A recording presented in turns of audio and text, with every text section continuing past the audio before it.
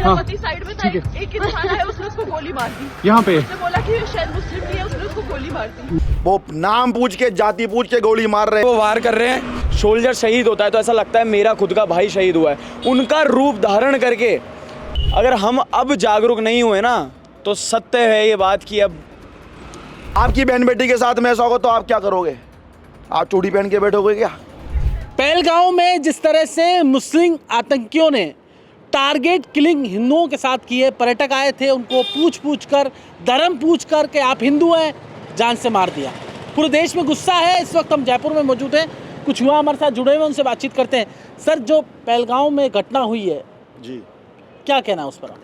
सबसे पहले तो सभी को जय श्री राम।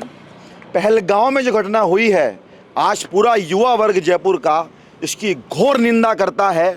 ये कायरतापूर्ण कृत्य है, ये इतना घृणित कृत्य है, इसकी जितना निंदा की जाए उतनी कम है। क्या हम अभी भी जातियों में इसी तरह बटे रहेंगे? क्या हम अभी भी पहले भागे पाकिस्तान से, फिर भागे मणिपुर से, अब भाग रहे हैं बांग्लादेश से, अब गोली सह रहे हैं पहलगांव में, तो क्या हिंदू ऐसे ही गोली खाता रहेगा? ये जागने का समय है और युवाओं को और हिंदुओं को एक होने का समय है। जातियों में ना बट करके सभी को एक हो करके, कोई बोल ना सके तो देख करके विरोध करो, और वहाँ जा ना सके तो कुछ ना कुछ तो वक्तव्य दो। कब तक डर करके बैठेंगे आप लोग?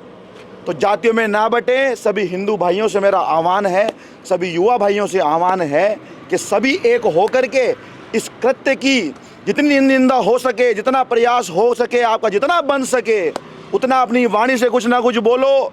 क्या एक्शन की मांग करते हो? कैसा एक्शन होना चाहिए? देखिए, एक्शन का तो ऐसा है कि सबसे पहले तो ये राक्षसी कृत्य है।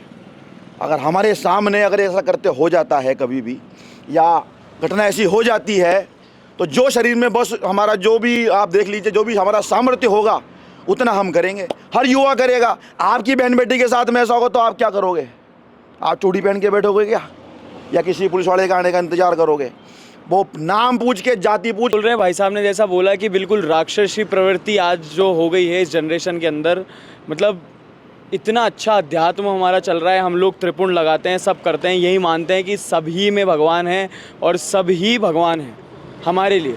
हम तो सबके दास हैं, ऐसा हम मानते हैं। मगर वो तो हिंदू पूछ कर कि हिंदू है। हाँ, मगर जहाँ ये पूछा जा रहा है कि हिंदू है, हिंदू को टारगेट किया जा रहा है, तो हमें भी इस चीज़ के लिए जागरूक होना पड़ेगा, तभी हम लोग बच पाएंगे। क्योंकि जैसा भाई साहब ने बताया, पहले पाकिस्तान, फिर मणिपुर, अब बांग्लादेश, और भारत भी आ चुका है अब। और अगर भारत में अगर हम लोग जागरूक नहीं हुए, बिल्कुल अगर हम अब जागरूक नहीं हुए ना, तो सत्य है ये बात कि अब हमें पूरी नींद सुला दिया जाएगा। ही भागना पड़ जाएगा। बताइए। बिल्कुल। जैसा कि भाई साहब ने कहा, बात ऐसी है कि वहाँ पे उनसे पूछ के उनको कि भाई आपका पैंट उतार रहे हैं और उनको देख रहे हैं कि आप हिंदू हैं या मुस्लिम, और वो देख के उनको पॉइंट ब्लैंक पे उनको गोली मारी जा रही है उस चीज़ के लिए। ये बिल्कुल सही चीज़ नहीं है कि आप वहाँ घूमने जा रहे हैं और टूरिस्ट पे कि आप एक फोर्स में फॉरेस्ट से निकल के आ रहे हैं और वहाँ पे बस एक सोल्जर बन के आ रहे हैं और उनसे पूछ रहे हैं आप कौन हैं।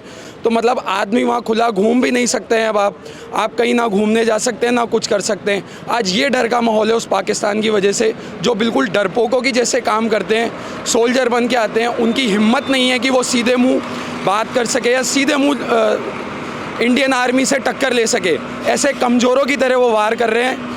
तो मेरा यही कहना है कि जितना जल्द से जल्द हो सके इस पे एक्शन लिया जाए और बहुत जल्द से जल्द उनको ख़त्म किया जाए, पूरी चीज़ को ख़त्म करा जाए। मतलब एक चीज़ नहीं, दो चीज़ें। पहली बात मैं मानता हूँ कि हिंदू पूछ के।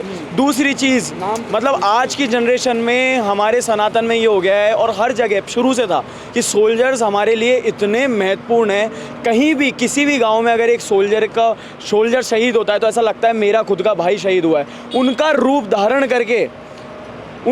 धारण करके उन्होंने ऐसा कार्य किया है। मतलब क्या बताऊं कि